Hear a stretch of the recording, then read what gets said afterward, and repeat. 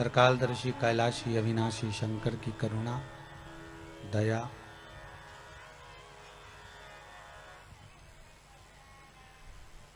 जो अपन सब भगवान शिव की ही कृपा से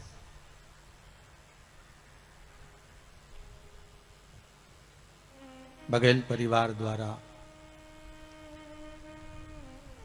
भूत भावन भूतेश्वर शंकर की कथा का रसास्वादन ग्रहण कर रहे हैं।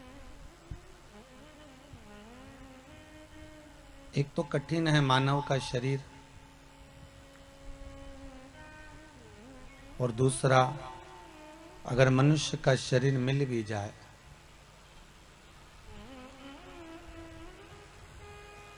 तो उस समय भगवान का भजन करना और कठिन।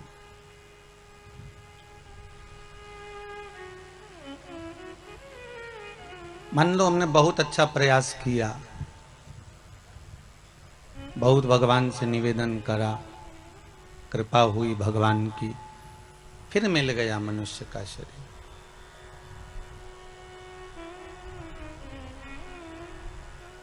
पर उस मानव के शरीर को पाने के बाद अगर हम भगवान की भक्ति से वंचित रह जाएं, भगवान की दया से, कृपा से या उसके भजन से हम दूर रह जाएं, तो फिर इस मनुष्य शरीर को पाने का कोई सुख नहीं।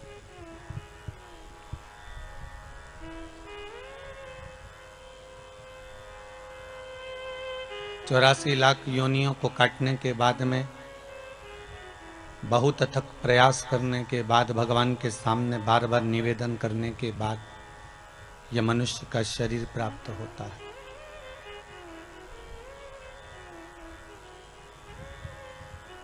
किसी व्यक्ति ने एक प्रश्न किया है कि गुरुदेव,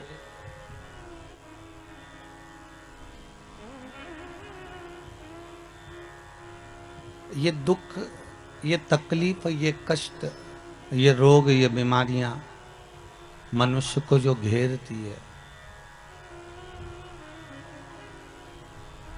ये दुख, ये तकलीफ, ये कष्ट जो मानवों को आते हैं, इसके आने का कारण क्या है? क्या कारण हो सकता है?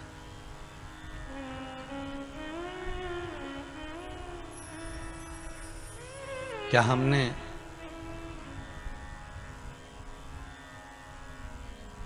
यहां से जाने के बाद में नरकों का भोग नहीं भोगा है? क्या इस संसार सागर से मुक्त होने के बाद हम नरक का भोग नहीं भोगे हैं? भोगे हैं। अगर हम मृत्यु लोक में जन्म लिए हैं, चाहे जो भी बनकर पैदा हुए हो, 84 लाख योनियां जो हमको मिली, उसमें हम जो पैदा हुए, जन्मे, तो हमने वापिस जाने के बाद नरकों का भोग भी भोगा है। पर हो सकता है कि वो नरकों का भोग भोगते भोगते जब हम थक गए हों, तो भगवान से ही हमने प्रार्थना कर ली हो कि प्रभु अब तो क्षमा करो, और एक काम करो कि अब हमको वापस मृत्यु लोक में जन्म दे दो, बाकी का बचा कुचा वहां पर भोग लेंगे। अभी दुर्गापुर बंगाल में जब कथा थी तो उसमें हमने एक बात कही कि जैसे कोई व्यक्ति हॉस्पिटल में एडमिट है, अकेला है, और कम से कम 15 दिन तक एडमिट पड़ा हुआ है, और वो पड़ा रहने के बाद में वो बार बार डॉक्टर साहब से कहता है, डॉक्टर साहब मेरी खेती है, मेरी फसल बिगड़ जाएगी, और मेरे साथ में कोई देखने वाला नहीं है, संभालने वाला नहीं है, आप कुछ कृपा करिए और एक काम करो, मेरी छुट्टी कर दो। डॉक्टर बोले कोई छुट्टी मुट्टी नहीं होगी, आपको भर्ती रहना है कम से कम 15 दिन और, यहीं पर, यहीं बोतल चढ़ेगी, यहीं इंजेक्शन लगेंगे, यहीं पर आपको रहना है। अरे मेरे घर पे कोई संभालने वाला नहीं है। मैं आपके हाथ जोड़ता हूं, मैं आपके पांव पड़ती हूं कि आप बस कुछ दिन के लिए हमारी छुट्टी कर दीजिए और हमको घर जाने दीजिए। तो डॉक्टर कहने लगेगा कि घर भेज तो देंगे, पर बात इतनी सी है कि आपको घर पर जाकर भी दवाइयाँ लेना पड़ेगी, इंजेक्शन लेना पड़ेगा, औषधि लेना पड़ेगी। ठीक है, हमें मंजूर है, आप पर्चा लिख दीजिए। और उस व्यक्ति ने पर्चा लिखवाया। ये बात हमने दुर्गापुर की कथा में कही है। पर्चा लिखवाया और लेकर आ गया। अब घर पर आने के बाद में वो दवाई ले रहा है कि नहीं ले रहा? लेना पड़ेगी ना, अगर शरीर को चलाना है तो। अगर शरीर को साधना है, चलाना है, तो दवाई तो लेना पड़ेगी। अब वो घर पर आने के बाद भी दवाइयां ले रहा है, घर पर आने के बाद भी इंजेक्शन ले रहा है। अब वो दवाई मीठी है कि कड़वी है, अब वो दवाई कैसी है, ये तो लेने वाला ही जान सकता है। ये तो लेने वाला ही जान पाएगा कि उस दवाई में क्या है, औषधि मीठी है, कड़वी है, कैसी है, तो ये वो ही समझ सकता है। आप तो बस पर्चा लिखवा के लाए और आपने दवाई लेना प्रारंभ करी। बस यही की यही हाल हमारा है। हम भी अपने प्राणों को त्यागने के बाद जब हम पहुंचे भगवान के दरबार में, हमने पहुंचकर भोग भोगा, हमने नरकों का भी भोग भोगा, हमने स्वर्ग का भी भोग भोगा।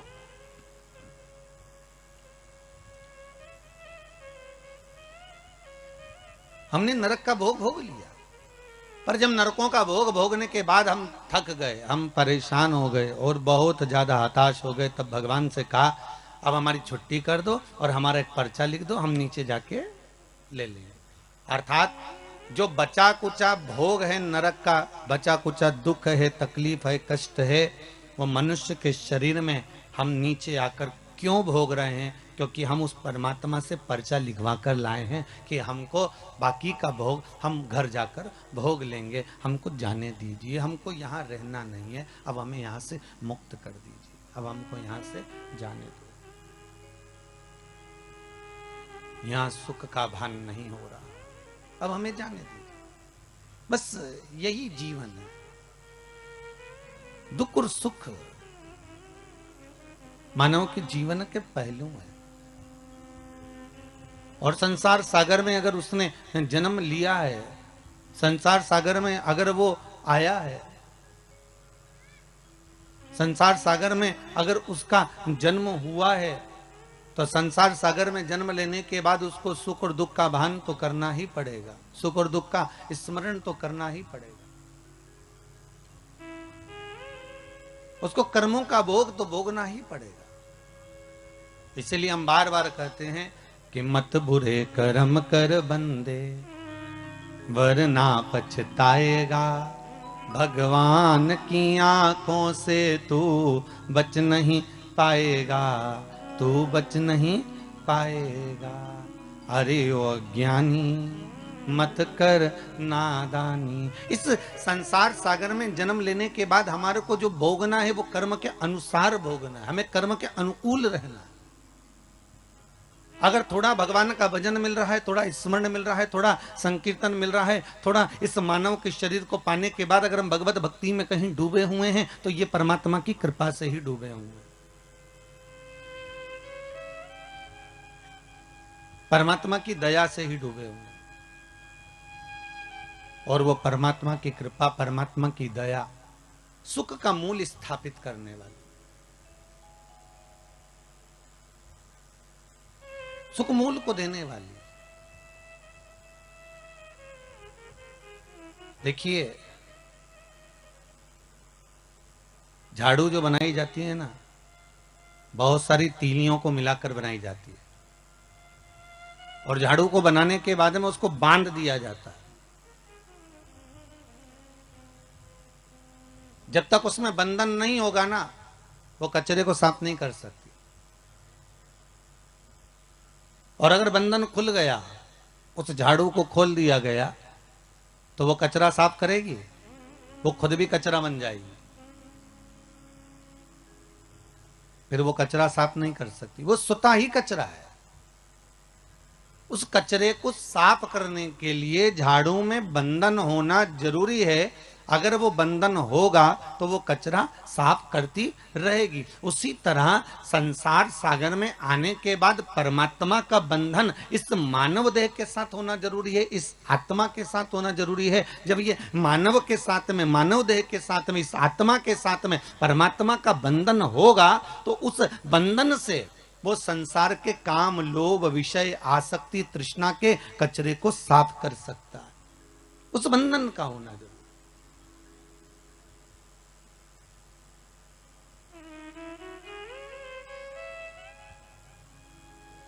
और यदि मानव का देह मिलने के बाद भी हम उस परमात्मा से नहीं बंधे, उस परमात्मा से हमारा बंधन हो ही नहीं पाया, उस परमात्मा से हम एकाग्रचित्त हो ही ना पाए, तो फिर उसका कोई सुख नहीं है, उसका कोई आनंद नहीं।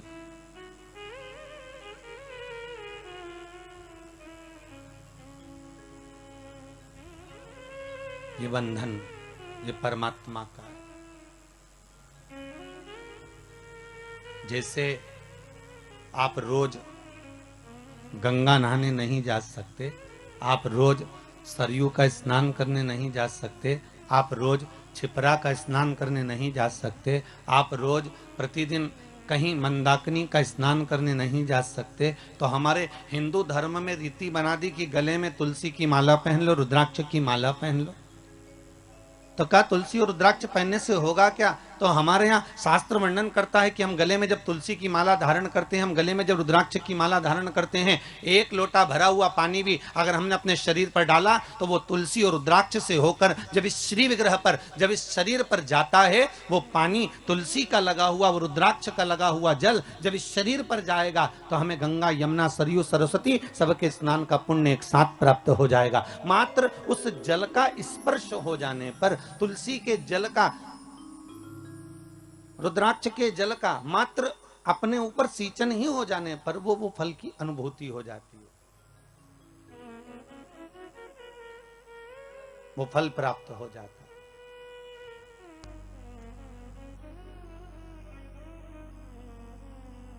क्यों ना पहने? आप में से हम विचार करें, जितने लोग टीवी चैनल के माध्यम से कथा सुन रहे हैं, गले में अगर आपके तुलसी की माला है और आप प्रतिदिन स्नान करने के लिए वाले वॉशरूम में जा रहे हैं और स्नान कर रहे हैं, एक लोटा पानी भी अगर आपके शरीर पर डल रहा है तो वो तुलसी से निकलकर इस शरीर पर जब जाता है तो गंगा, यमुना, सरस्वती के स्नान का पुण्य मिल जाता है। गले में अगर रुद्राक्ष की माला है, आप अगर स्नान करें हैं और रुद्राक्ष का जल आपके शरीर पर जा रहा है तो उसका फल 1000 गुना प्राप्त हो जाता है, 1000 गुना फल। अरे कितना सुंदर भाव कहा है महाराज जी कि स्कंद पुराण में 16 मुखी तक रुद्राक्ष का वर्णन है, शिव महापुराण में 14 मुखी तक रुद्राक्ष का वर्णन। शिव महापुराण और स्कंद पुराण कहती है कि मात्र अगर रुद्राक्ष का जल ही, केवल एक रुद्राक्ष का, अगर असली रुद्राक्ष अगर आपके पास में है और उसको पानी में गलाया गया है और उसका जल ही अगर हम आचमन कर लिया तो उससे भी हजारों रोग हमारे समाप्त हो जाते हैं। मात्र रुद्राक्ष का जल का आचमन ही कर लेने पर वो औषधि का कार्य भी कर जाता है, वो आनंद की अनुभूति भी कर जाता है।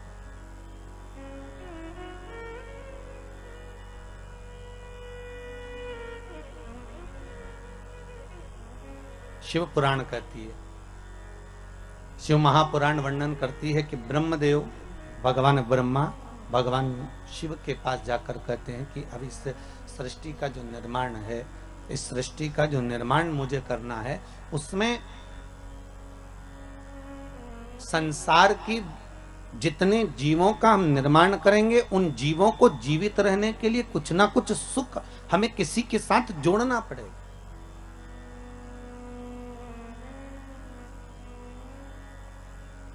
और जब तक हम इन सुख को जोड़ेंगे नहीं तब तक वो जीवित नहीं। जैसे मछली को बनाया तो सबसे पहले जल से पूछा गया, है जल नारायण आप बताओ, हम मछली बना रहे हैं, आप इसको साथ दोगे?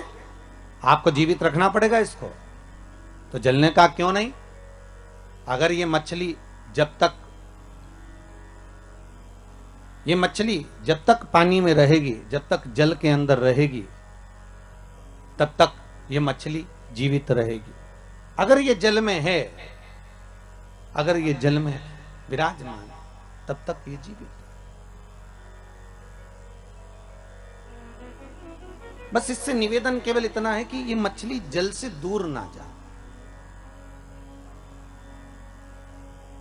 मेरा संग अगर इसके पास में है, मेरा साथ अगर इससे जुड़ा हुआ है, तो ये फिर मरने वाली नहीं है, ये पक्का है। ठीक है, मछली से कहा आपको जल के अंदर रहना पड़ेगा, जल का संग मत छोड़ना, तो आप जीवित रहोगी। मछली ने कहा ठीक। फिर वृक्षों को देखा, क्योंकि 84 लाख योनियों में 20 लाख योनि तो ये वृक्ष पेड़ पौधों की है। इन वृक्षों को जाकर निवेदन करा कि अब आपका हम निर्माण कर रहे हैं, पर आपका निर्माण तो कर रहे हैं, पर आपको जीवित रहना है।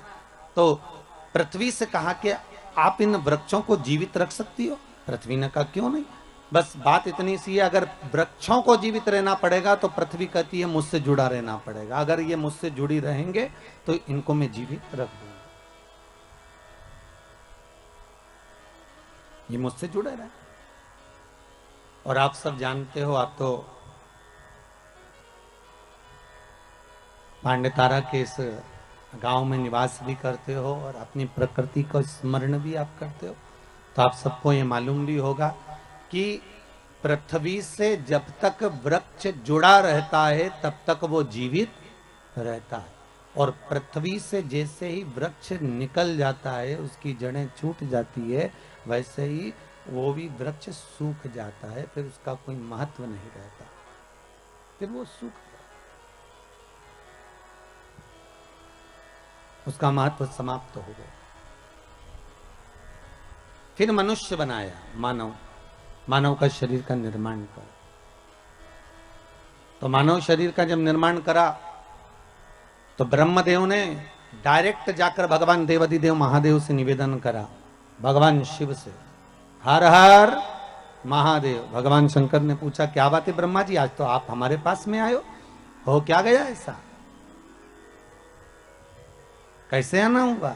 ब्रह्मा जी कहते हैं महाराज जी बस आने का कारण केवल इतना सा है कि अब हम मनुष्य का निर्माण कर रहे हैं, मानव शरीर का निर्माण कर रहे हैं, तो मानव शरीर को जीवित अगर रहना है, मानव शरीर को अगर मनुष्य शरीर को बनाए रखना है, तो उसके निर्माण में आपकी जरूरत है। शंकर जी ने पूछा वो कैसे? शिव जी से ब्रह्मा जी ने कहा कि संसार को अगर श्वास प्रदान करने वाला है, संसार को अगर दुख का नाश करने वाला है, संसार को अगर जीवित रखने वाला है, संसार को अगर मनुष्य देह को स्थिर रखने वाला है, तो वो देवाधिदेव महादेव है, वो शंकर है। तो आपसे निवेदन केवल इतना है कि हम मनुष्य का जब निर्माण करें तो हमारा भोलेनाथ, हमारा शंभु, हमारा शंकर, हमारा देवाधिदेव महादेव इनको जीवित रखने में संग प्रदान कर दे।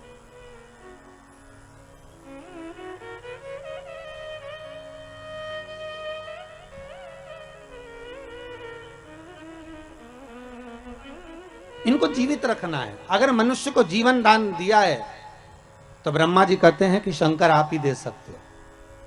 फिर वही वाली बात आ गई, महाराज जी बहुत ध्यान से सुनना, सबसे कठोर धातु लोहा, लोहे की तलवार बनती है, लोहे की गुप्ती बनती है, लोहे का फरसा बनता है, लोहे की बंदूक बनती है, सबसे कठोर धातु है लोहा। लोहा यह विचार करता है कि अगर मैं चाहूं तो संसार को नष्ट कर दूं, मैं चाहूं तो किसी को भी मार सकता हूं। पर लोहे को जब अहंकार आ गया तो लोहे के सामने अग्नि आकर खड़ी हो गई, और अग्नि ने कहा तो चिंता मत कर, तुझसे ज्यादा कठोर मैं हूं, मैं कभी भी तुझे गला सकती हूं। और लोहे को अग्नि गला देती है। फिर एक दिन अग्नि को भी अहंकार आ गया और अग्नि ने विचार करा कि मैं इतनी प्रबल हूं कि सब जगह पर आग लगा सकती हूं, सबको नष्ट कर सकती हूं। तो वहीं आकर पानी खड़ा हो गया। पानी ने कहा घबरा मती, तुझसे ज्यादा कठोर मैं हूं। एक लोटा पानी डाला ना, ठंडा कर दिया। अब पानी को अहंकार आ गया, पानी को लगा कि मैं सबसे ज्यादा कठोर, कहीं पर भी तहलका मचा सकता हूं, हर किसी को नष्ट कर सकता हूं, किसी को भी डुबा सकता हूं, किसी के भी घर बस्ती को मैं पानी में ले जा सकता हूं। तो पानी के भीतर अहंकार था, वहीं पर आकर मनुष्य खड़ा हो गया। मनुष्य ने कहा चिंता मत कर, एक लोटा पानी भरा, वहीं खड़े खड़े डकार गया। ले अब देखिए, लोहे से ज्यादा कठोर अग्नि, अग्नि से ज्यादा कठोर पानी, पानी से ज्यादा कठोर मनुष्य। और मनुष्य ने विचार करा कि मैं सर्वस्व हूं, मेरे बराबर कोई नहीं हो सकता। अहंकार में जब मानव डूब गया तो मनुष्य को बीमारी निगल गई। बीमारी ऐसी लग गई, बीमारी ने कहा तुझसे ज्यादा कठोर मैं तुझे पूरा निगल सकती हूँ। एक बीमारी मनुष्य के शरीर में लगती है और वह अच्छे अच्छे सूरमा को भी निगल जाती है। पर बीमारी ने विचार करा कि मेरे बराबर कोई नहीं हो सकता, मैं अच्छे अच्छे को निकल गई, अच्छे अच्छे सूरमा को भी निकल गई। तो बीमारी ने जब अहंकार करा, उतने समय में स्वयं कालों का काल महाकाल आकर खड़ा हो गया और बीमारी को ही निकल गया। क्योंकि अकाल मृत्यु वो मरे जो काम करे चंडाल का, और काल उसका क्या बिगाड़े जो भक्त हो महाकाल का। भगवान शंकर की अगर आराधना कर रहे हो, शिव की उपासना कर रहे हो, शंकर की भक्ति में अगर डूबे हुए हो, शिव आराधना में डूबे हुए हो, अगर शंकर के अनुमोदन में डूबे हुए हो, तो ये पक्का है कि काल भी आपको कुछ बिगाड़ नहीं सकता। काल भी नहीं बिगाड़ सकता। बस थोड़ा जागरूक हो। आया है, अब लोग कहते हैं गुरुजी कोरोना महामारी आई है, बड़ी विचित्र आई है। बिल्कुल आई है। ये कोरोना वायरस आया है गुरुदेव, बहुत बर्बाद कर रहा है। गांव की गांव, नगर की नगर, शहर की शहर। देखो आप महाराष्ट्र की स्थिति,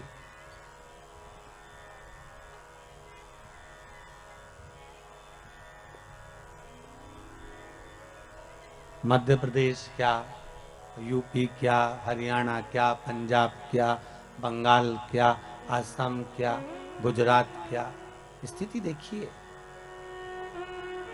कितनी विचित्र। इतनी कोरोना महामारी फैली हुई है गुरुदेव।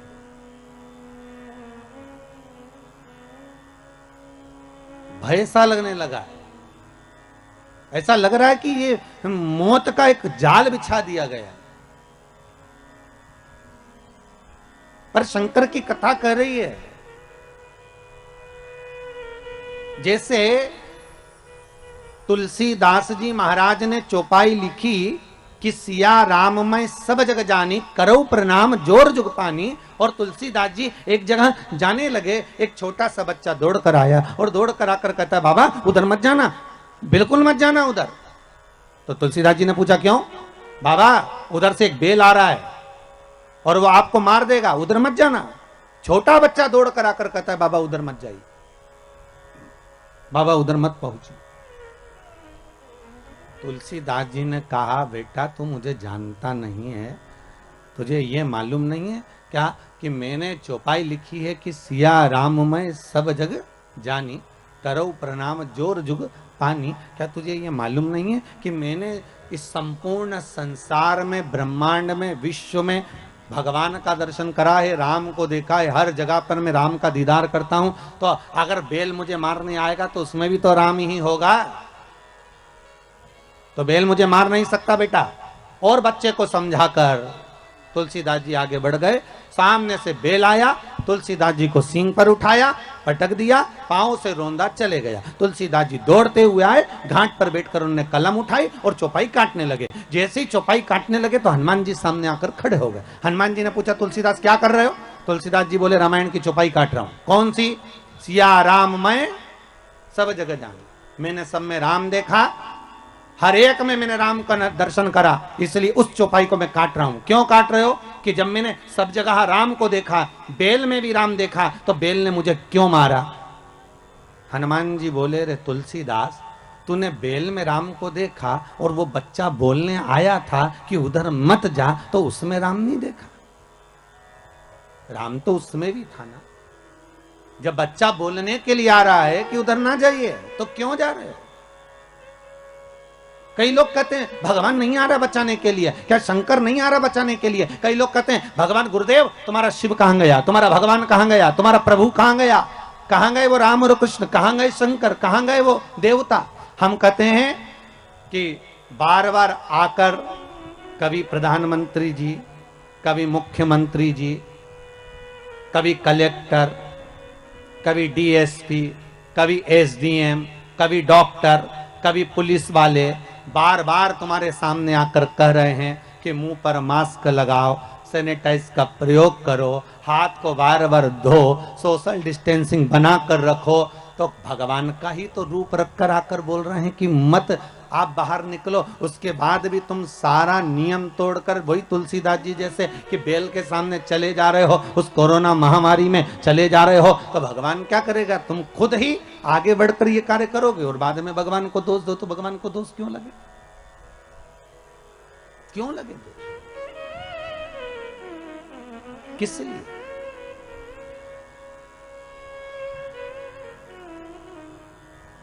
बस निवेदन इतना है, भय मत खाइए, भय मत खाओ। कमाने के लिए जिंदगी पड़ी हुई है, पूरा जीवन कमाने के लिए रहा है और खूब कमाओगे, फैक्ट्रियां भी 4 लगा लोगे, दुकान भी खोल लोगे, जायदाद भी बढ़ा लोगे, सब हो जाएगा। पर कब होगा? जब ये शरीर रहेगा तब। मालूम पड़े कि तुम बाहर निकले और कोई वायरस तुमको लग गया, तो तुम कमाने के चक्कर में भूल गए कि कोई वायरस है, नहीं लगाया मास्क, नहीं लगाई दूरी, तुमने प्रयोग ही नहीं करा बार बार हाथ धोने का और वायरस लग गया, तो विचार करो फिर कमाने का मौका मिलेगा क्या? फिर क्या ऊपर जाके कमाओगे? इसलिए इस शरीर का मोल तत्व समझो, हीरा को परखइयो राम कोई नहीं रहे। इस शरीर के मोल तत्व को हमें समझना है, भय नहीं खाना है, हमें डरना नहीं है। शिव का अनुमोदन करो, शंकर का स्मरण करो। और जो भय खा रहे हैं, जिनको लग रहा है कितना सुंदर कहा महाराज, एक सुंदर एक व्हाट्सएप पर एक न्यूज थी कि आधे से ज्यादा लोग वायरस के उस लगने पर बीमार हुए, वो अपनी जगह पर हैं, पर दुनिया के लोग जो मर रहे हैं वो टेंशन में मरे जा रहे हैं कि ये हम अब होगा क्या, अब होगा क्या। अरे भगवान के भरोसे छोड़कर भगवान शिव का गुणगान करो, स्मरण करो। किसी बच्चे ने एक बहुत सुंदर मैसेज किया है सीहोर, उस मैसेज को भेजा गया, समीर जी ने यहाँ भेजा है कि गुरुदेव से कहना कि शिव महापुराण की कथा लगातार देते रहें, जिससे सारे हमारे मोहल्ले के लोगों का मन अब कोरोना महामारी की ओर से हटकर भगवान की कथा में लग जाता है, तो थोड़ी देर चैन की नींद आ जाती है। नहीं तो रोज वही की वही कथा, वही की वही कोरोना कोरोना चलता रहता है। तो इससे जागरूकता बने, आप जागो, मौका मिल रहा है स्मरण करने का। भय ना खाइए, डरिए ना, बस थोड़ा सा व्यवस्था बना कर चलो, जपते रहो श्री शिवाय नमस्तुभ्यम। जम के बोलिए, श्री शिवाय नमस्तुभ्यम। फिर एक बार बोलिए, श्री शिवाय नमस्तुभ्यम। ये शंकर का मूल मंत्र है, या ओम नमः शिवाय जपिए पंचाक्षर मंत्र है, या मर्जी पड़े आपकी तो महामृत्युंजय का अनुष्ठान कर लीजिए, स्मरण कर लीजिए। पर कहीं मत जाओ, अपने घर में बैठकर भगवत स्मरण में डूबे रहो। शिव कथा कर,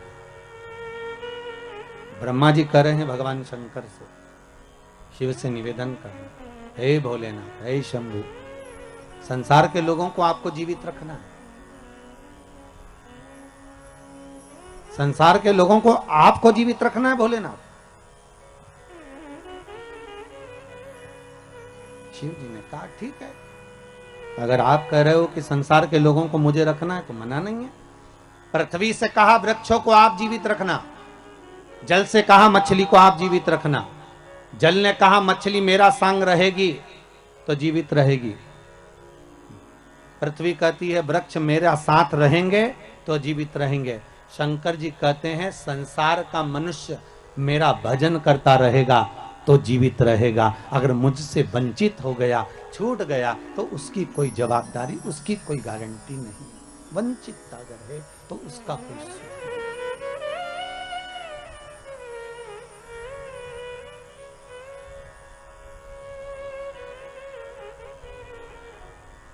शिव स्मरण करें, शिव का अनुमोदन करें। भगवान शिव कह रहे हैं, आप क्यों चिंता करते हो?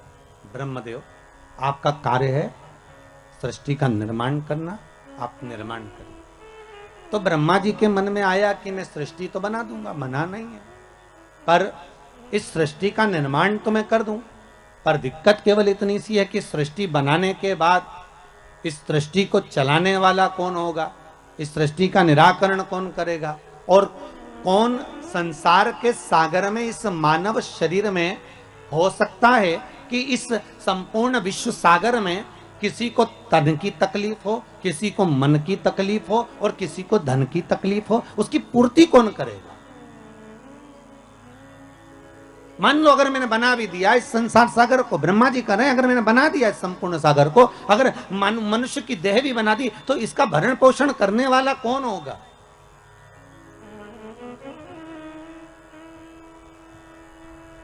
शिव कह रहे हैं, ब्रह्मा आप केवल निर्माण करिए, बाकी का सब शिव कह रहे हैं कि मेरे ऊपर छोड़ दीजिए, आप मेरे ऊपर छोड़ दो। ब्रह्मा जी भगवान शंकर से विनती कर कर गए और भगवान शंकर भगवान विष्णु के पास में गए। भगवान विष्णु ने देखा कि आज शंकर स्वयं आए, स्वयं शिव। हमेशा भगवान शिव के पास में भगवान विष्णु पहुंचते थे।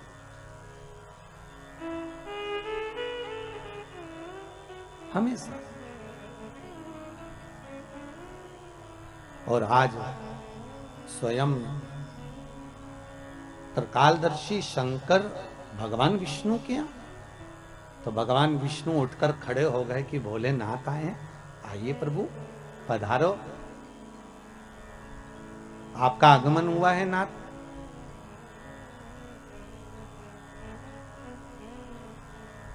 भगवान शंकर जैसे ही सामने पहुंचे तो भगवान विष्णु ने लक्ष्मी जी से कहा, लक्ष्मी संपूर्ण कार्य को छोड़ दीजिए और संपूर्ण कार्य छोड़कर आज भगवान देव अधिदेव महादेव आए हैं, उनके आदर में लग जाइए।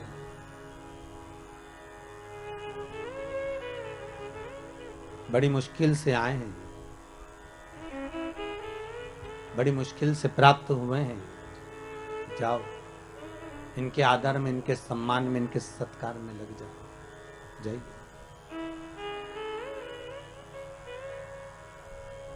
लक्ष्मी जी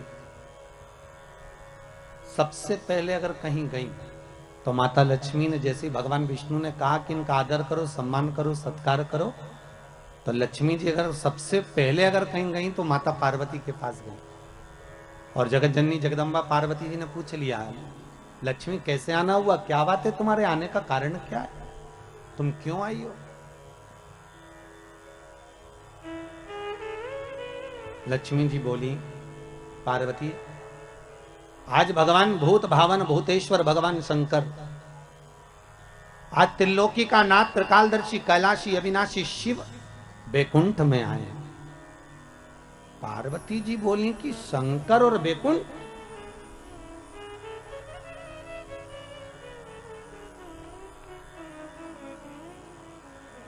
क्या चाहती हो? लक्ष्मी जी बोली, बस चाहना क्या है, आपसे निवेदन केवल इतना है कि आप ऐसा कोई उपाय बता दो जिससे शंकर जी प्रसन्न हो जाएं, और मैं उनका आदर करना चाहती हूँ, सम्मान करना चाहती हूँ, सत्कार करना चाहती हूँ, शंकर को रिझाऊं कैसे मैं, बस इतना बता दो और कुछ नहीं।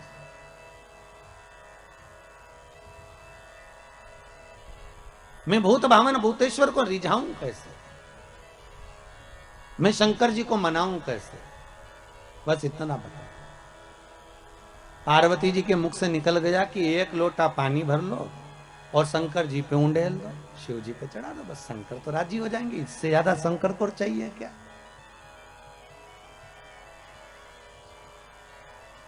अब लक्ष्मी जी ने बड़े मन से पार्वती से कहा कि शंकर को पानी तो चढ़ा दूंगी मैं, पर एक निवेदन करूं मैं कि शिव को कौन सा जल प्रिय लगता है, हम शंकर को कौन सा जल चढ़ाने की शंकर प्रसन्न हो जाए।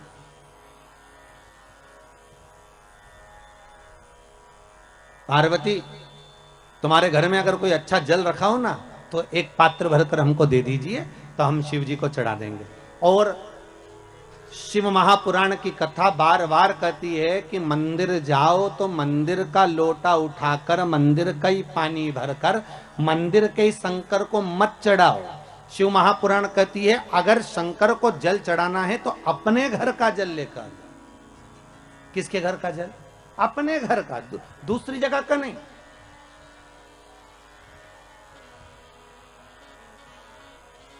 आपके द्वारा लाया गया, आपके द्वारा लेकर गया हुआ जल। अब पार्वती जी से लक्ष्मी जी ने एक लोटा पानी मांग लिया और वो जल ले जाकर लक्ष्मी जी जैसे ही पहुंची बैकुंठ में, भगवान शंकर को देखा, शंकर जी को देखकर लक्ष्मी जी ने एक लोटा पानी शिव जी पे डाल दिया। शंकर भगवान अभी तो भगवान विष्णु को बोलना था हर हर महादेव, शंकर भगवान खुद बोल दिया हर हर महादेव। तो जैसे ही बोले हर हर महादेव तो भगवान विष्णु समझ गए जरूर कुछ गड़बड़ हो गई हो। तो भगवान विष्णु ने पूछ लिया भोलेनाथ जी से, प्रभु क्या बात है, आप हर हर महादेव बोल दिए। शंकर भगवान बोले बात इतनी सी है कि बताओ पानी भी हमारे घर का लेके आइए, जो चढ़ा रही है वो पानी भी हमारे घर का।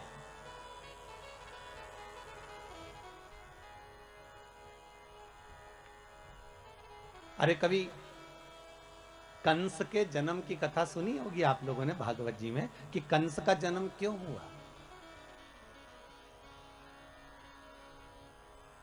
इतने अच्छे राजा के घर में, जिसके घर में सब धर्मात्मा थे, उसके घर में कंस जैसा बेटा कैसे पैदा हो गया सा? उसका कारण केवल इतना सा था, ये कंस कौन था? पूर्व समय में कुबेर के दरवाजे का द्वारपाल। और कुबेर क्या करता था कि रोज इस द्वारपाल से कहता था कि मैं शंकर जी की पूजन करने जा रहा हूं तो मुझे फूल ला कर दे दे। और ये द्वारपाल जाता था और बगीचे में जाकर और फूल तोड़ के ले आता था और फूल तोड़ के लाता और कुबेर को दे देता। कुबेर जी शंकर जी को चढ़ा देते।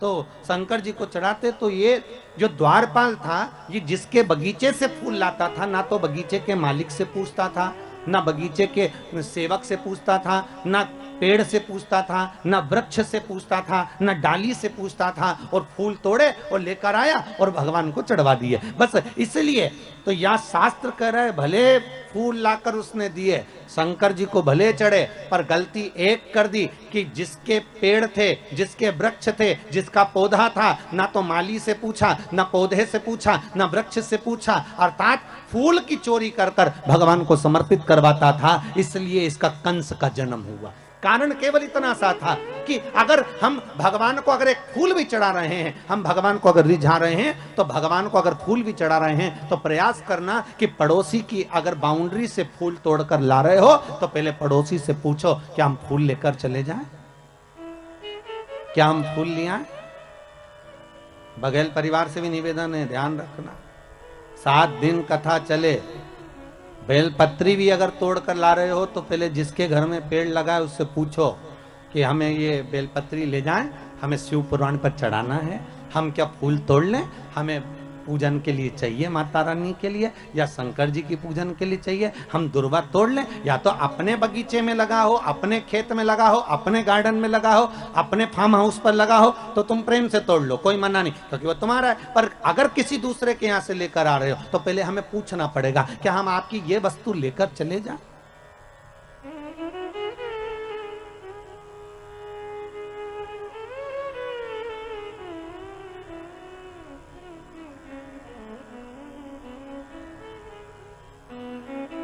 उसे पूछना पड़ेगा।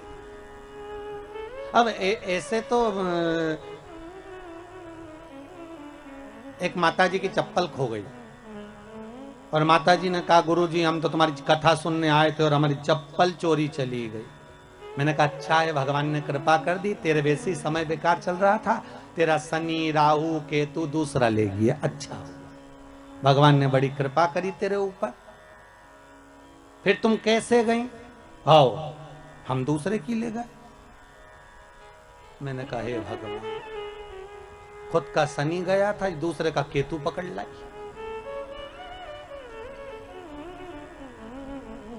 अब लाभ क्या हुआ ये बताओ, अच्छा सुख की अनुभूति क्या हुआ है?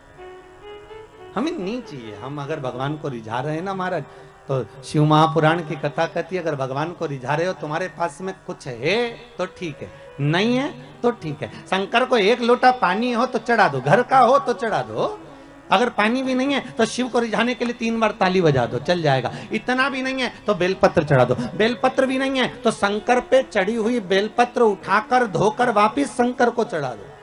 और बेलपत्री भी नहीं है तो शंकर को प्रणाम कर लो। इतना भी नहीं कर सकते कि मंदिर के अंदर भी नहीं जा सकते तो मंदिर के दरवाजे को प्रणाम कर लो। मंदिर के दरवाजे को भी प्रणाम नहीं कर सकते तो मंदिर के शिखर को प्रणाम कर लो। शिखर दर्शनम सर्व पाप नाशनम, बस इतना भी कर लिया। और ये भी नहीं कर सकते तो शिव महापुराण की कथा कहती है भूल से भी शंकर के मंदिर के सामने से निकल कर चले जाओ तो भी शंकर करुणा कर देता है, तो भी शिव कृपा कर देता है। मात्र निकल कर जाने पर भी शिव की करुणा, शिव की कृपा हो जाती है। मात्र उसके दरवाजे के सम्मुख से निकलकर चलेगा, वही सुख हो गया।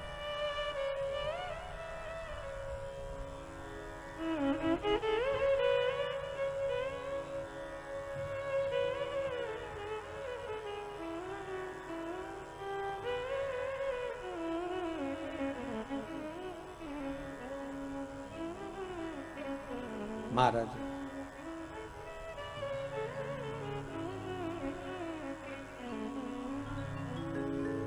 काहे की नैया बनी कौन है खिवैया,